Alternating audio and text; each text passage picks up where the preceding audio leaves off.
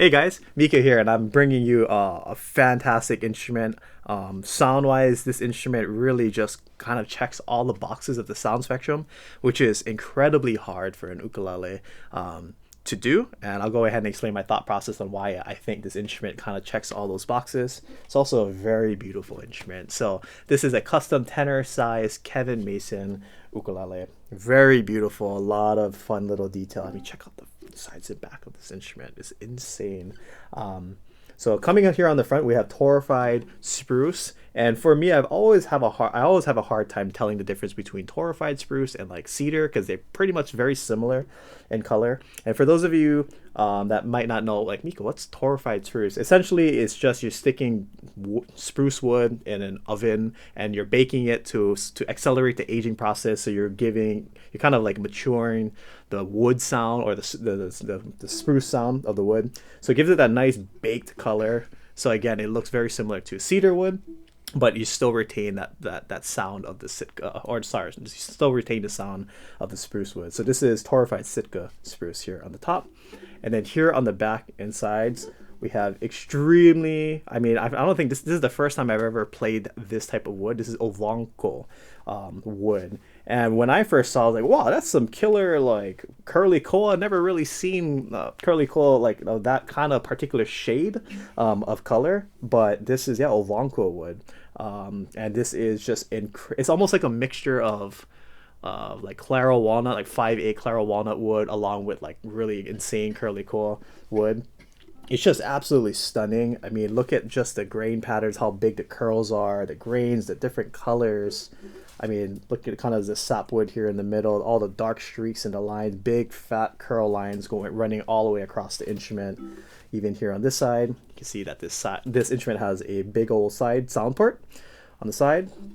But again, this is just like phenomenal wood. I mean, geez.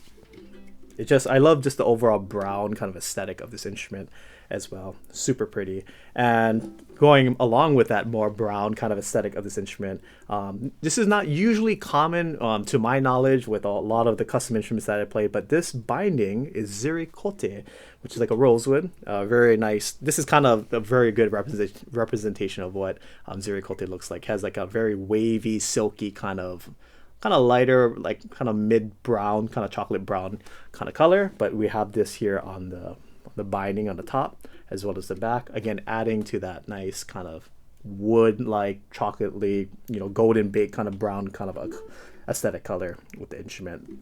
So again, the zircote is here on the top and the back binding, and then we also have the white purfling that accents around the instrument on the back, here on the sides, on both sides of the binding, as well as around the perimeter of the instrument here on the face of the instrument.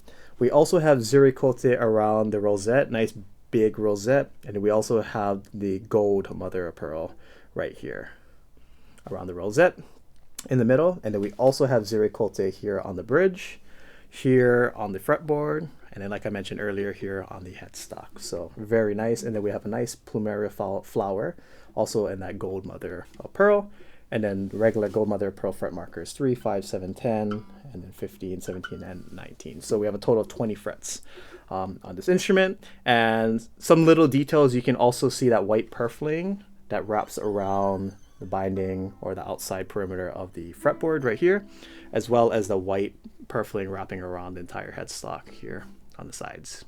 And then speaking of the sides, we have beautiful gold and like metallic, gunmetallic Rubner tuners with ebony buttons. Rubner tuners are really good, really classy, very accurate. I'm a big fan of them.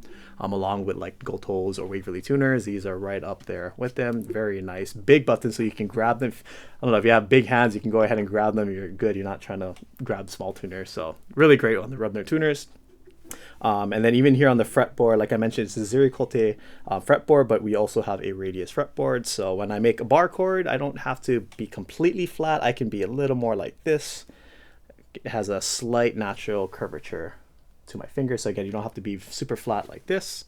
You can go ahead and nicely have a slight curl to my fingers to be able to make a nice bar. Look how the sound of this. I'm kind of jumping ahead of myself, revealing the sound of this instrument, but Anyway, so I'm a big fan of the radius fretboard. You can either get like a flat fretboard or a radius fretboard. For me, I do think that that slight curvature makes a difference with holding bar chords or just holding trickier chords in general. So to me, I think this is a great thing that there's a radius fretboard in here. But yeah, again, this is a fantastic instrument. And one of the things that I wanted to go ahead and mention are a few things that maybe could be overlooked in, in sound samples and stuff, is I just want to talk briefly about the neck as well as the nut width of this instrument. So the nut width of this instrument is around the 1.5 inch, and there's a few variations of how like thick or thin the nut width. So meaning what's the measurement from one side of the fretboard to the other side of the fretboard. So this is on a slightly wider scale with the 1.5 inch nut. So that means you have a little more space to go ahead. Like it takes up a little more space to make your bar chords, or like your fingers are spread apart a little more, again, in this kind of orientation. So for those of you who have, say, bigger hands, or you are more from the guitar side, like, hey, I want to buy an ukulele or play the ukulele, but man, the ukulele fretboard is so tiny compared to like a 2-inch kind of fretboard with the guitar. This is going to be kind of the closest thing that you can get to being like kind of guitar, like with the wider fretboard right here. So that's kind of one of those things that happens with this instrument. And then the neck right here, I like this for me personally. It has, I wouldn't say not a thinner neck, but it has more of a flatter neck. So it's almost like a C shape, essentially. Like it kind of curves around, but on this part right here in the middle, it's slightly flat. So if you put your thumb right here in the middle, you can kind of feel that slight flat part of the instrument right here. And then it's slightly rounded here on the sides. It's a little flat. Actually, this is perfect. You see where the grain pattern here is in the Spanish cedar neck. This is pretty much where it's slightly flat, and then outside of that, it's slightly curved. So for those of you who prefer those kind of neck shapes, this is your instrument for you.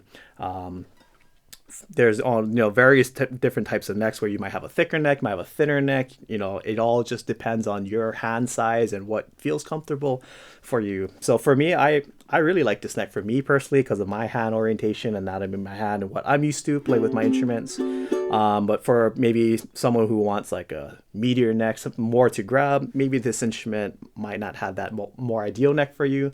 But again, it just really depends on your hands and what you prefer. So I just wanted to go ahead and share the neck, pretty much the orientation on this. I feel like it's really important to mention that. One other thing that I want to mention before I go into the sound is that the action, meaning how high the strings sit above the frets, which usually can be altered by, saddle. You can shave the saddle down, or it depends how high the string is sitting above the nut. But essentially the setup of this instrument feels really nice. It's actually really low to the fretboard. So for me, I really prefer having a low setup on my instrument because, one, I'm predominantly a fingerstyle player. And as a fingerstyle player, you play not only in the first 3 or 5 frets, you play pretty much the entirety of the fretboard. So the higher up the fretboard or closer to the sound hole you get, the higher the action will be of the strings. Meaning if I'm holding the 12th fret, I'm going to have to press down a lot more than say I'm pressing down on the 3rd fret. So you want to make sure that, when you're, having a low action, you want to be able to play all of these higher frets a little more comfortably, kind of similar to when you're playing like in the first 5 frets. Some of the advantages of having a low action is, again, that you don't have to press as hard to get a clean contact, and you don't have to press as hard to get a nice clean sound. But some of the downsides is that if you dig in, you're plucking too hard, or you're really strumming hard, you're more susceptible to buzzing on the fretboard, which you kind of want to avoid at all costs. But again, if you know yourself as a player, you're a light player, or Mika, I'm just really a fingerstyle player, I don't really strum a lot, then this is the kind of setup you want, more of a lower kind of setup. Another kind of, I guess, disadvantage of the lower setup is that you're going to get less volume, say, than the higher action. But again, if you say you install a pickup inside this instrument, you can go ahead and just turn the volume up so it can be easily rectified. But if you're just playing acoustically, you're going to get a slightly softer sound. But to me, I think it's worth the sacrifice if I can play the instrument longer than 5 minutes or 15 minutes or 30 minutes or 3 hours, whatever it may be. For me personally, I have 3-hour gigs that I have to do. And if my hands are sore after 5 minutes and I look at my gigging partner and I'm just like, it's sore, and they're like, lower the action of your instrument, right? So that's where I can go ahead and, just turn the volume up, lower the action. And then even though it's softer, I can go ahead and still play my instrument for hours on end at a gig.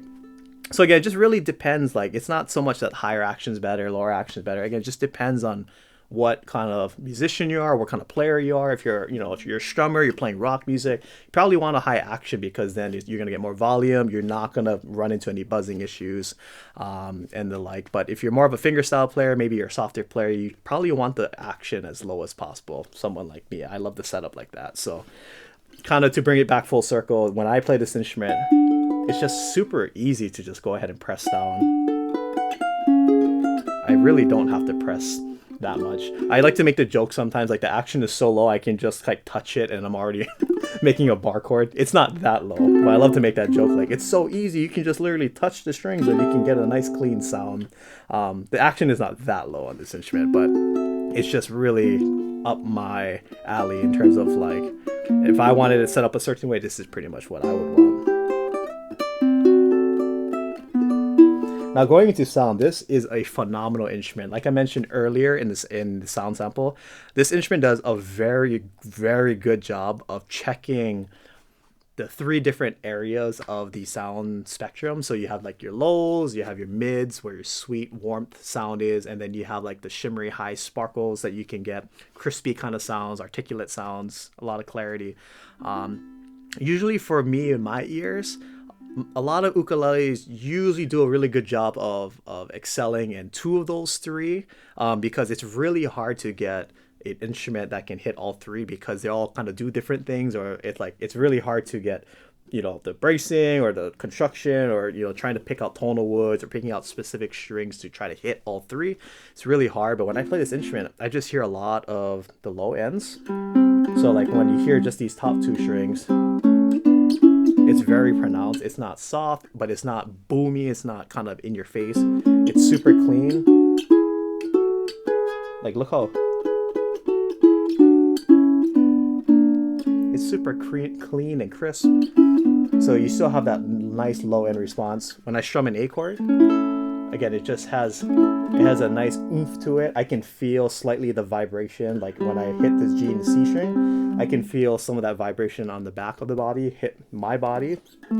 So you can feel like the presence of this instrument. And then now when I talk about the mids of the instrument, I think of like the warmth, like how sweet does it sound? Does it kind of have that really feel good kind of sound? So like when I play like this D chord, I think it really has that nice, it hovers in that mid range as well. Like especially like these two middle strings.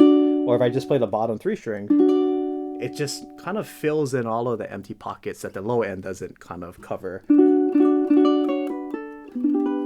Like even this G chord, just really sweet. Just a nice, it just kind of fills the air with this nice lush sound. It sounds really good against my ears.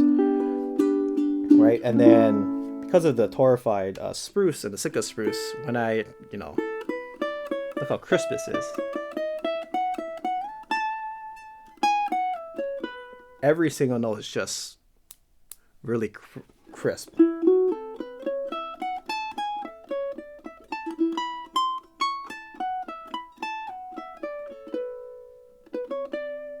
And the sustain, the vibrato. It's just so sweet. So that's what I mean by like that mid range. It just has a nice, sweet, real lush kind of. You can feel and hear the vibrations in the air, but then that nice, that's that nice, crispy kind of shimmery sound, and that has a lot to do with that spruce top.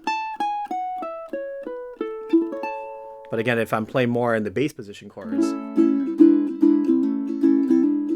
I still get that low end response. And that's where that low end response is. All of that right there.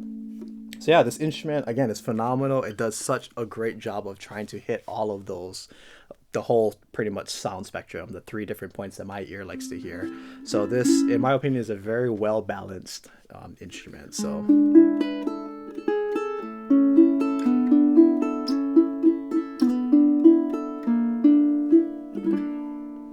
here's a sound sample.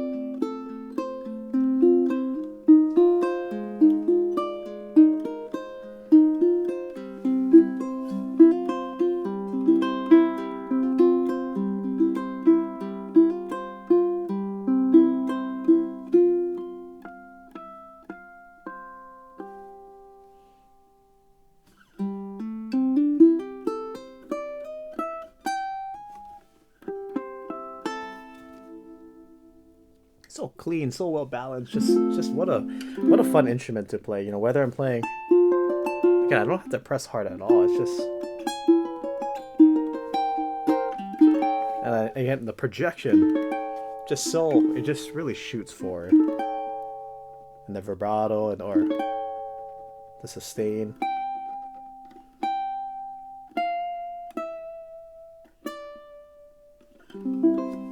Fantastic instrument. Now, here's what the instrument sounds like with some strumming.